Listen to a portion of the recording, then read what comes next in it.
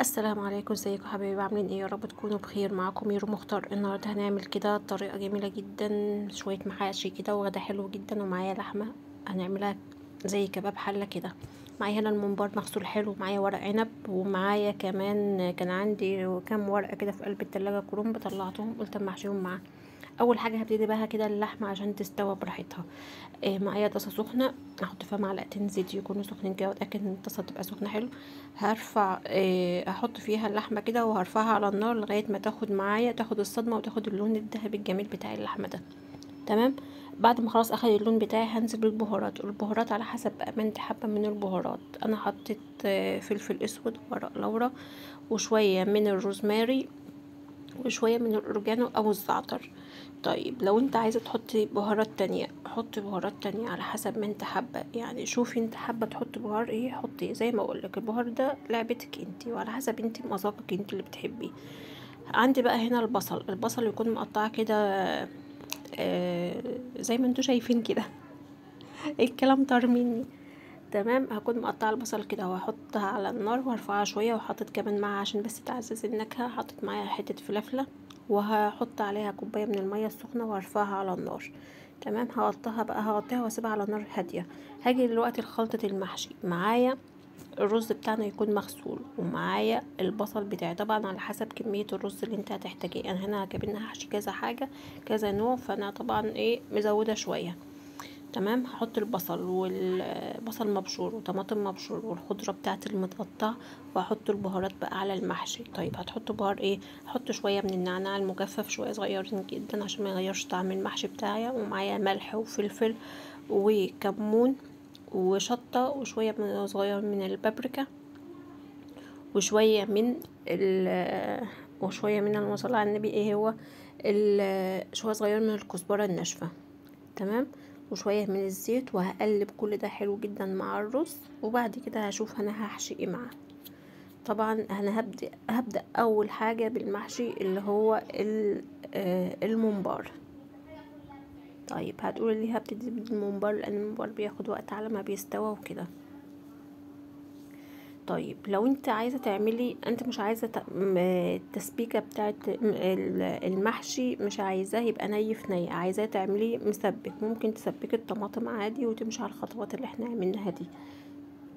تعملي صلصه طماطم وتمشي زي ما بتعملي المحشي عادي.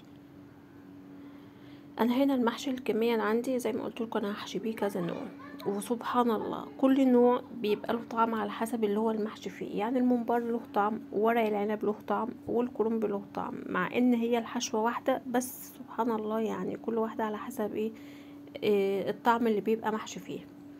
هنا حطيت كمان 3 أو 4 معالق من الصلصة وقلبتهم حلو، وهبتدي بقى اجيب الممبار بتاعي اللي انا متأكدة ان هو مغسول 100%، مغسول جميل، مغسول متنضف حلو جدا جدا جدا ونقعه حلو.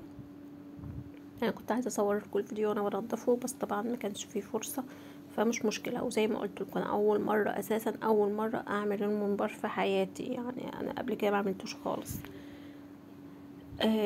وفي كذا غلطة كده وقعت فيها وانا بعمل الممبار. طبعا انا لازم اقول لكم على الغلطات بتاعتي. اول حاجة انا كنت مالية الممبار بالرز يعني شوية صغيرين عن المعتاد بتاعه، المفروض ما كنتش اعمليه قوي. ليه؟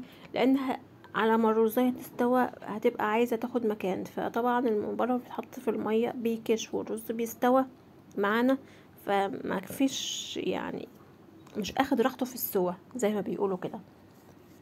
فحاولي وانت بتحشيه يعني بتعمليه زي لو انا حاولت ان انا اعمله مرة تانية، طبعا هقلل الرز عن المرة دي اللي انا كنت عاملاها واسويه حلو. طيب السوا بتاعي هو بيبقى اختلف من حسب عمر الذبيحة بتاعت الممبار. يعني مثلا لو هو صغير ما هيغيبش معاك في السوا، لو هو كبير هيغيب في السوا، يعني ممكن ياخد ساعة وربع سوا، ساعة ونص سوا، على حسب الحجم الذبيحة اللي هي بتتذبح بيها. تمام. شايفين هنا انا خلاص بحشي كده الممبار وافرد الرز كده في قلب الممبرايه، وزي ما قلت لكم سيبوا مساحه للرز وهو يستوى فيه. وكمان في حاجة وانت بتحشي تسيب الطرف الاولاني والطرف الاخير ما يبقاش فيه رز، بحيث ان هو لما يجي يقفل الممبار لما تحطه في المية السخنة ويجي يقفل يلاقي كده مساحة ان هو يقفل ويبقى قافل حلو عشان الرز ما يخرجش منه وهو بيستوى. فهنا بقى خلاص انا بحشي كده الممبار وبوريكم بس كذا واحدة كده، وبعد كده هقعد انا مع نفسي كده وهدندن كده مع نفسي.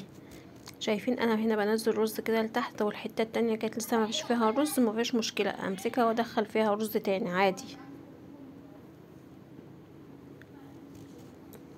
بس فعلا الناس لها حق ان هي فعلا تتهتف على الممبار، بس يعني هي بتبقى اذواق وكل واحد على حسب ما بيحبه، ربنا يحل كل واحد ذاته في بقه يا رب. هنا بقى هبتدي احضر كده الميه بتاعت سوى الممبار. انا حاطه فيها هنا بصلايه وورق لورا وفلفل والملح بتاعنا. هبتدي كده امسك كده الممبار من الطرف ده والطرف ده وابتدي احطه في قلب الميه، بحيث لو انا بحطه في ساعتها بيقوم قافل وكاشش كده وبيقوم قافل عشان ما ينزلش الرز بتاعه في قلب الميه بتاعتنا. واهم حاجه تبقى انت متاكده من ان الميه بتغلي وتبقى بتغلي معاك حلو. شايفين هنا مجرد ما بنزله بيكش معايا وبيقفل على طول. شايفين اهو بيقوم قافل على طول. وكمان في حاجة وانت بتسويه لازم تبقى المية كتير عليه، لان هو بياخد سوا بصراحة كتير يعني، وتهد عليه في اول كده 10 دقايق، تسيبيه كده على نار عالية، وبعد كده تهد عليه النار لنار متوسطة او يعني ايه تحت المتوسطة بشوية. قولولي بقى لو انا قلت حاجة غلط في عمايل الممبار، عرفوني واكتبولي في الكومنتات، بحيث ان انا لو انا اعمله مرة تانية ما غلطش الغلطات اللي انا غلطتها في المرة الاولى. ومش عيب اللي انا اعترف بغلطاتي على فكرة. هنا بقى خلاص هسيبه بقى على النار كده واغطي الحله وهسيبها تستوى. هبتدي دلوقتي اعمل محشي الكرنب. طبعا هو كذا ورق كده مش ورق كتير، لان اللي هو اللي كان متوفر عندي في قلب الفريزر طلعت قلت ده فرصه اعمله مع الحاجه اللي انا بعملها دي. وهبتدي كده ايه احشي والف واحط في قلب الحله على طول. طبعا الحله بتاعتنا بتاعت الكرنب احط فيها بفرش كده فيها بصل وخضره وطماطم وفلفلة وشوية من السمين، وافردها يعني بتبقى بتدي نكهة حلوة لقلب الكرنب. لو انت بقى وصلت معايا لغاية هنا ما تنساش من اللايك وشير وسبسكرايب للقناة.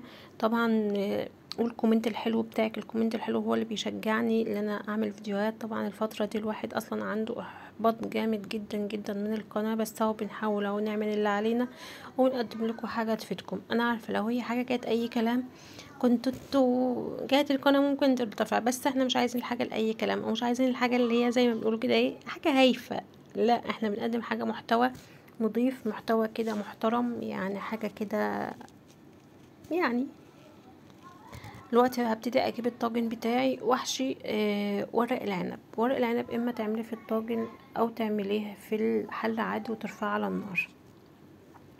طيب في ناس ما بتعرفش تحشي ورق العنب، يعني يعني بتبقى شايفاها صعوبة. هو مش صعب ولا حاجة يا جماعة. انت هتمسك ورق العنب الناحية اللي بتبقى خشنة دي اللي بتبقى جوه، وتحط فيها الرز وتقفل عليها بحيث اللي بره تبقى ناعمة. طيب ليه كده؟ ده علشان بس العروق بتاعه الورق العنب تستوى معاكي. وكمان في حاجة وانت بتسويها، ممكن وانت بتسويها يعني تزودي السوا بتاعه شوية وانت بتحطه في المية المغلية، بحيث العروق الخشنة بتاعته ما تبقاش بتشد معاك. والله ما هتلاقوا نصايح اكتر من كده. ربنا يا رب يحسن ما بين ايديكم جميعا جميعا، كلكم يحسن ما بين ايديكم كده ويرزقكم بما تتمنوا ويكبر بخاطركم جميعا يا رب العالمين. شايفه هنا انا بحط الرز في النص وبقفل من الجناب وبلف صابع. طيب لو انت عايزه تفرد مثلا على الترابيزه اللي انت بتشتغل عليها كذا ورقه وتحطي الحشو وتلفيه، تمام، مفيش مشكله. في ناس بتجيب الآلة اللي هي بتاعه ورق العنب، بس انا بصراحه شايفه ان هي يعني ايه، مضيعه للوقت. بالعكس انت ما بتلفي كده بايدك ما بياخدش وقت منك، وسهل جدا ما فيش فيها اي حاجه. هنا خلاص خلصت ورق العنب وحطيت عليها شويه من الشوربه وحطيتها في صينيه وهغطيها وادخلها الفرن بقى تستوي براحتها. شايفين هنا كان خلاص النور قطع كالعاده يعني المعتاد.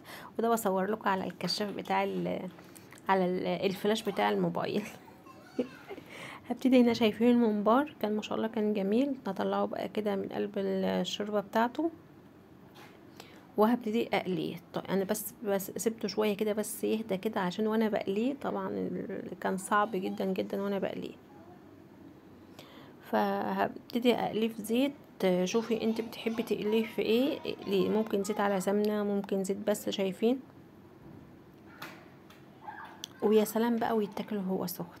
انا بصراحه كنت سبته لان ما كانش لسه وقت الغدا، كنت سبته فكان برد. فشايفين ما شاء الله الاكل ده اللحمه بتاعتنا وده الممبار اخد اللون الذهبي الجميل بتاعه. ولو في اي حاجه برضو انتوا شايفينها غلط قولولي. وده الكرنب وده ورق العنب واللحمه بتاعتنا. اتمنى الفيديو النهارده يكون عجبكم، ولو عجبكم ما تنسوش من لايك وشير وسبسكرايب للقناه،